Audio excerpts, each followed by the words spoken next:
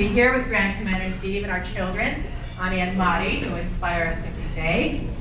And I congratulate this year's honorees for their years of insightful and transforming work in Armenian genocide education on behalf of our Armenian people and history. I'm the daughter of an educator too, so I understand your devotion. My father's 40 years as a literature professor truly inspired me. And please know, dear honorees, that your remarkable work inspires us all. I also applaud our Knights and Daughters of Vartan members across Southern California whose hard work is not always advertised, but who have done so much to sustain key Armenian charities, bolster our church communities and schools, and help organize the major genocide commemoration events this year, which we're so honored to be a part of. This year's observation of Vartanants and its message of brave sacrifice for the eternal carries an even greater sense of purpose in light of the 100th genocide commemoration. The many events happening around the world this year serve to remind us of all we've accomplished as a people, all that has been achieved before us, certainly, and all we have left to do. When I was at Stanford, one of my first grants was to study the effect of the Armenian genocide on Armenian identity, village by village, with the wonderful Professor Kradjian as my advisor.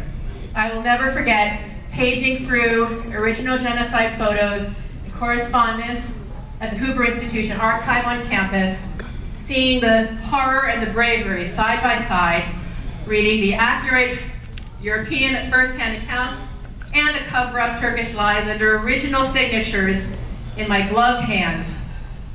It was an experience that shaped my own identity as an Armenian woman, leader, and writer, the kind of experience that compelled me to dedicate my life to writing about what matters most and living for what matters most. Along those lines, recall that at this event last year, I asked you the question, what is the story we want to tell? And how do we want to tell it? I mentioned that numerous business leaders have said that one of the most important skills of the next 5 years will be storytelling, creatively and powerfully communicating who we are, what we do, and why people should care. And this is our calling as Armenians, to tell our story. In fact, the Daughters of Vartan, besides its charitable initiatives, has launched a commemoration program this year called Telling Our Story, where we invited members to share their family stories, their generational history at their monthly meetings. And we then have been collecting the stories, sharing them with our national membership, and gathering them for our national archives and other archives around the country. It has been a moving experience, to say the least, for many of our 20 chapters across the US and Canada, and several Knights have participated as well. In some cases, some of our members were sharing their family story for the very first time, bringing forward truths that hadn't been uncovered in decades. Some members wrote their story and passed it out, others spoke it. Others had a fellow member share it because they just couldn't do it. It was just too hard for them. Sometimes they shared the story of a long-gone uncle or aunt who either recounted their story to them or left it in a drawer somewhere to someday be shared. One sister in her 80s very touchingly asked me to audio record her story that she shared with her chapter because she just couldn't tell her family directly. But she gave the recording to them so that they would have it, and they're so grateful for it. What could be more important than to illuminate and strengthen the connections we share as God's children, as Armenians, the stories we have, the faith and salvation we uphold despite the history of suffering? Psalm 66:16 says, "Let me tell you what he has done for me." He has done amazing things. And as the hymn goes, I love to tell the story. That's what tonight's honorees are doing with such dedication. They are telling our redemptive story, making sure others know about it so that our history is more fully understood by the world and never forgotten. And our story is never a mere recounting of what happened to us. It's also about the life we choose to create in response.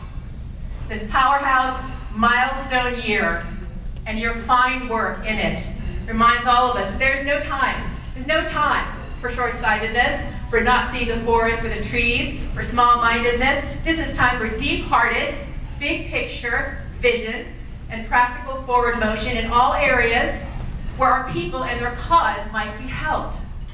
There is never a good time for fearful living or for focusing on the imperfections and divisions among us. Vartan Mamagonian certainly didn't live that way or lead that way, and that is why we still love and commemorate him. His example of faith-based leadership and living inspired our genocide martyrs and still inspires us. We as Armenians can always accomplish much, much more together when we allow our faith to propel us forward into new forms of collaboration, bolder programs and process improvement, humbler, closer relationships with each other, more honest communication, and into the true partnership that is really only possible when we put the Lord Jesus Christ himself at the center of all we do and allow him to lead the way.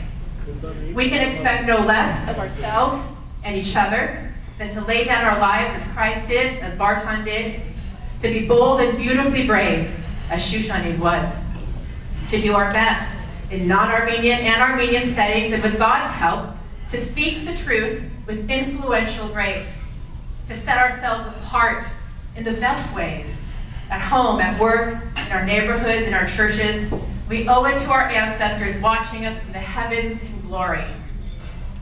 For those who do not know, the Daughters of Vartan, like our brothers in the Knights of Vartan, has a mission to sustain Armenian heritage and leadership by encouraging Armenian women in all aspects of their spiritual, cultural, educational, professional, and relational life from age 21 and up, in the homeland, the US, Canada, and around the world.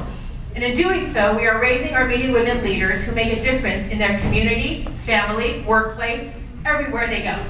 Please talk to us for more information or visit us on Facebook and Twitter and KOV.org.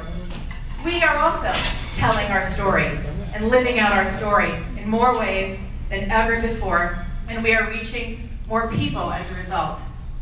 You, all of you, are an important part of that story as well.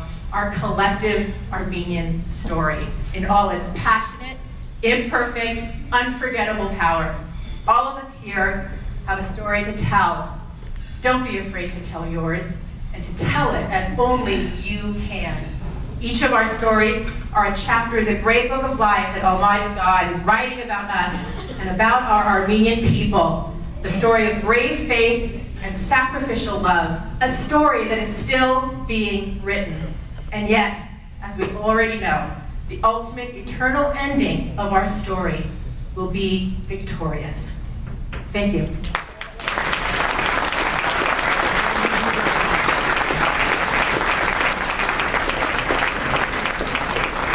Thank you. I have a story to tell, but my wife won't let me tell it.